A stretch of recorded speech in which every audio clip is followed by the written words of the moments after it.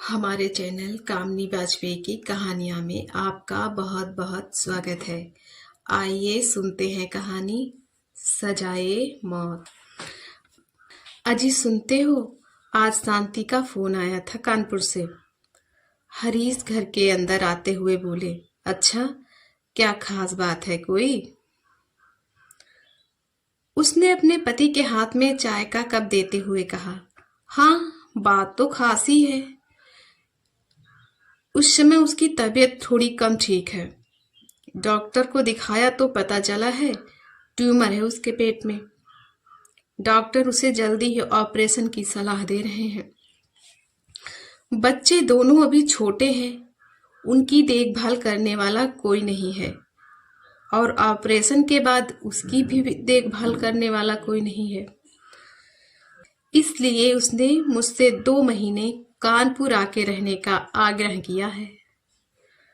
हरीश ने कहा, ठीक है चली जाओ, बहन है तुम्हारी। तुमसे मदद की आशा नहीं करेगी तो किससे करेगी? यहाँ कृतिका है, बहू है, सब देख लेंगी। पति की अनुमति मिल गई तो शांति ने राहत की सांस ली। उन्हें अपने मन में अभी तक यही चिंता सता रही थी कि कहीं वो उसे जाने से मना न कर दे। शांति, सोच रहा हूं बुआ जी को कुछ दिन के लिए ले आऊं। तुम्हारे जाने के बाद कृतिका कॉलेज चली जाया करेगी तो बहू घर में अकेली रहेगी। अगर वह रहेंगी तो बहू को ऊब नहीं लगेगी और फिर बहुत दिनों से वो आई भी नहीं है। मुझसे कई बार फोन पर कह चुकी हैं उनकी आने की बड़ी इच्छा है। शांति के मन में आया कि वह उन्हें मना कर दे, कह दे कि उनकी गैर मौजूदगी में उन्हें ना लाएं। पर वह इस डर से चुप कर गई कि हरीश कहीं उसकी बात का बुरा ना मान जाए। उन बुआ जी का आना उनकी बेटी और बहू दोनों को ही नहीं सुहाता। बुआ जी है ही ऐसी, हर काम में टोकना, हर काम में टांग अड़ाना, हर काम में नुक्स निकालना उनकी आदत है। हर छोटी सी बात का राई का पहाड़ बनाने की उनकी आदत है। हर छोटी छोटी बात हरीश को बढ़ा चढ़ाकर बताएंगी और घर में कोहराम मचवाकर ही दम लेंगी। कृतिका तो खैर कॉलेज गई हुई थी, पर बुआ का आगमन होने वाला है ये सुन बहू रानी का मुंह बन गया था। मम्मी, क्या बुआ जी का आना आपके लौटने तक रोका नहीं जा सकता? वह रोज एक नई मुसीबत खड़ी करती हैं। उसने नाराज होते हुए कहा, बहू अपने पापा को तो तू जानती ही है, मना कर दूंगी तो मानेंगे नहीं। उन दोनों की बातचीत अभी चल ही रही थी। हरीश ने आकर शांति से कहा, शांति बुआ जी तो अभी 1 आध महीने नहीं आ पाएंगी। मैंने उनसे फोन कर पूछा तो उन्होंने कहा कि 15 दिन बाद उनकी किसी रिश्तेदारी में शादी है तो बेटे और बहू दोनों को जाना है उसमें। वह उनके वापस आने के बाद ही आएगी। यह कहकर वो कमरे से बाहर निकल गए। यह सुन दोनों के चेहरे खुशी से चमक उठे और दोनों ने एक दूसरे को मुस्कुराकर देखा। कृतिका जब कॉलेज से वापस आई तो उसे पता चला कि माँ 1-2 महीने के लिए कानपुर मौसी के घर जा रही हैं। तो उसका मुंह लटक गया, वो परेशान हो गई।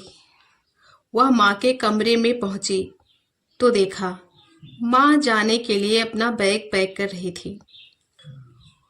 वह माँ से कुछ खास बात करने आई थी, पर अब उनको इतनी फुर्सत कहाँ थी। वह तो अपनी तैयारी में व्यस्त थी। वह कुछ देर उनके कमरे में रुकी, पर वह उनकी तैयारी को देख उनसे कुछ बोल नहीं पाई।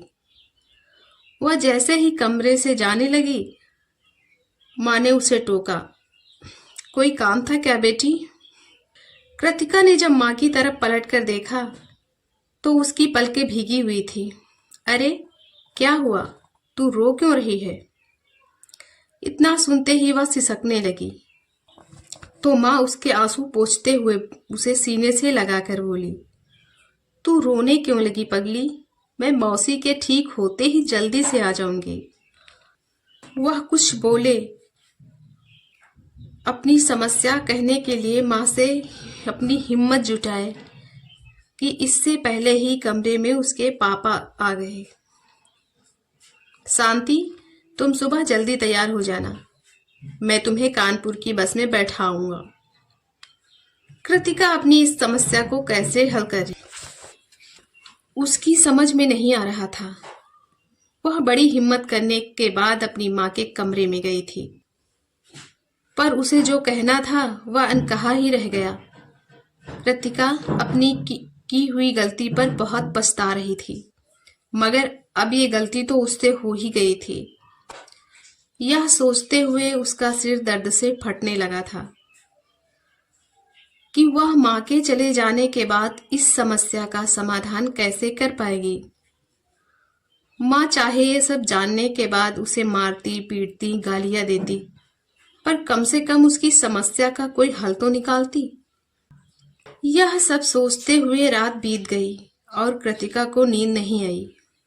सुबह शांति ने कानपुर जाते समय कृतिका के गाल पर चुम्बन लिया तो दोनों की आंखें छलक आईं।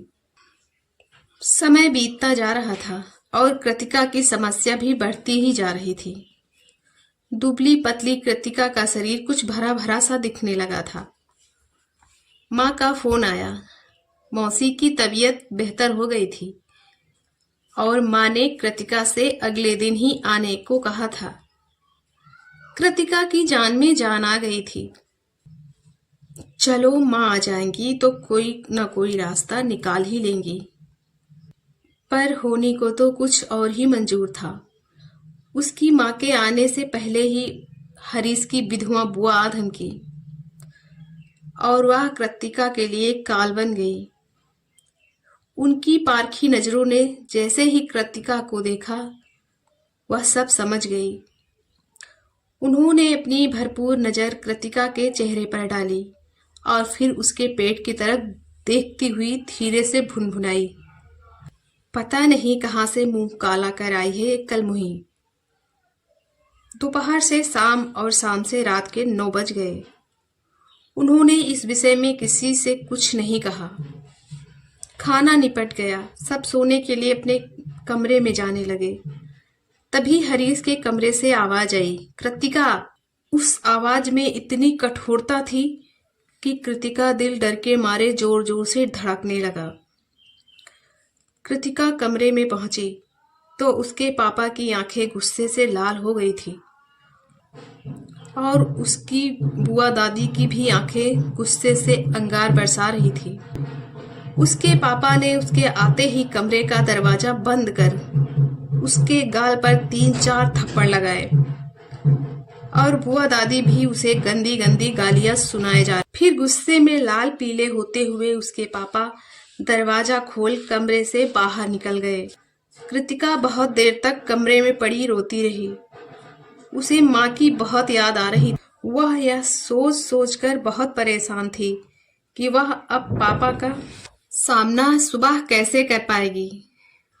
समाज में जब यह बात फैलेगी तो उसके पापा की कितनी बदनामी होगी। उसे समझ में नहीं आ रहा था कि वह क्या करे। फिर उसने एक कठोर फैसला लिया। उसने अपने बहते हुए आंसू पोंछे और उठ खड़ी हुई। कृतिका की भाभी इन सारी बातों से अनजान थी। जब दिन के 8 बज गए और कृतिका अपने कमरे से बाहर नहीं निकली तो वह उसे जगाने के लिए उसके कमरे के अंदर पहुंची। कमरे में पहुंचते ही अंदर का नजारा देख उनकी चीख निकल गई। कृतिका अपने दुपट्टे को अपने गले से बांध सीलिंग फैन से झूल रही थी। आखिर कृतिका ने ऐसा क्यों किया? क्या इस गलती को सुधारने का कोई दूसरा विकल्प नहीं था? क्या इस गलती की सजा केवल सजाए मौत थी? हमारी कहानियाँ आपको कैसी लगती हैं? कमेंट करके जरूर बताएं। अगर आप हमारे चैनल पर नए हैं तो प्लीज़ लाइक, सब्सक्राइब और शेयर करें।